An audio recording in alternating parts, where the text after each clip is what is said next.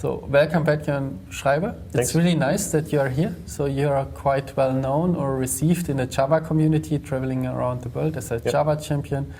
In the past you also got the JUG's Choice Award for a nice project. But today we are here to talk with you about front-end technologies. Yeah. So there are different ones, and you have picked up Angular. Yeah. And what is it like to learn Angular as a Java Yeah, it was developer? interesting. I learned Angular during a project I did for the Dutch police. So at that time we only had backend developers working there, and we needed to build a nice front end. So we were kind of looking, okay, what are the options? This was a couple of years ago, I think. So then we started working with Angular with the early betas. Okay. I'd worked with AngularJS before, but it was, to me, it kind of looked like a typical JavaScript project. So not too much structure, hard for me to understand. And then I started looking at the early Angular 2 betas, and I saw there was a nice drive for component-driven development. There was dependency injection, which I knew from Java.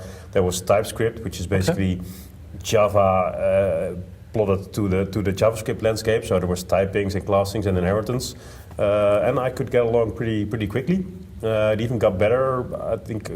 A couple of years later, when the Angular team introduced the Angular CLI, which is like a command line tool, you could compare it to maybe JHipster, where you can generate parts of your application.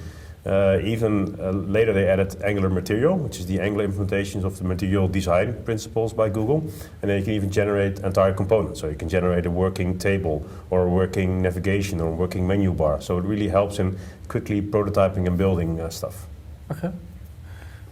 What's the unique feature of Angular compared to other front-end technologies like React, for example? Yeah. I think Angular is fairly opinionated, so it's really a framework where you could call React maybe more a library. Yeah. So it pushes you in a certain direction to work in this way.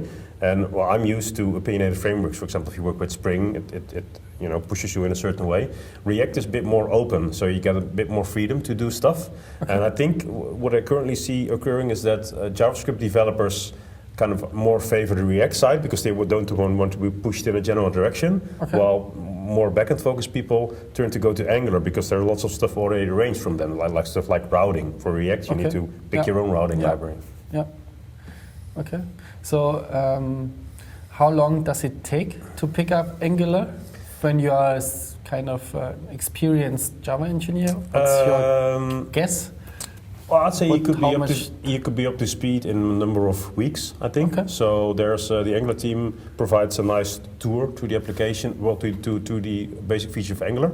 So it allows you to learn about templates and routing and TypeScript. Okay. A good starting point would be to watch a recording of my talk, Angular for Java Developers, because there I'm building an application from scratch in 15 minutes. Okay. It is a bit short, I need to be a bit fast, but you can build something from scratch in 15 minutes connected to a backend.